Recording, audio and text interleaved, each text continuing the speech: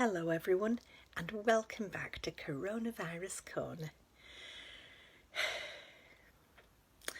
The day after the loo roll incident, the men decided to go to the Traction Engine Museum in Wibberthorpe, and Mandy said we should stay at home and have a liquid lunch. I didn't know if she was joking or not. I've not done that for a long time. Not since Auntie Nancy took me to Henley Regatta and tripped over a Labrador and sprained her ankle. And it turned out to belong to a duke, and he took us to lunch, but there wasn't much food.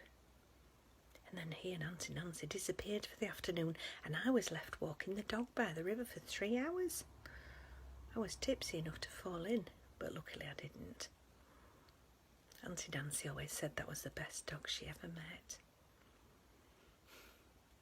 Anyway, I digress. The men set off, and Eric shouted, "Keep her away from the loo rolls, ladies!" And off they went. We had a lovely day. One of those where you just sit and chat about nothing, but it's all very interesting. We got on to babies. Marjorie's got a great niece, and when they video chat, she says she whispers to her mummy. And Maureen said, "What does she say?" And Marjorie snapped at her. But luckily Maureen doesn't notice. Her train of thought kept chugging along the rails to Maureen Town. She said, "Maybe babies have dementia." We all looked at her. "What on earth do you mean?" I asked. "Well, maybe they can remember where they've come from, and they can't talk, so they can't tell us. And maybe they know the memories are going, and that's why they cry so much. And maybe they try to whisper all the secrets to us before they forget." She had tears in her eyes. Bless her. She can get into quite deep waters in her little brain, but she doesn't know how to swim. I thought it was a charming idea, but Marjorie said, "Don't be ridiculous, Maureen." And Fanny said, "Marjorie, what's wrong? Why are you so snappy?" And she apologised to Maureen, and then she told us she'd been up half the night with Derek, asking what he should do about Patrick, because they'd held hands at the aquarium and he thought they were getting along really well. But then he said he seemed to be getting along with George really well too, and he asked Marjorie if George was gay. "What did you say?" we asked. "I told him I've no idea," she said. "If he wants to know, he needs to ask."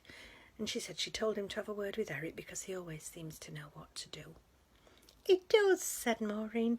"I couldn't use the washing machine because I'd seen a spider on the door and I didn't want to drown it, but I didn't dare to look inside, and Eric checked for me and it wasn't there. He's so wonderful." And she started crying again. So then we talked about the wedding, and it's been playing on her mind, what with COVID and everything, and that's why she's weepy.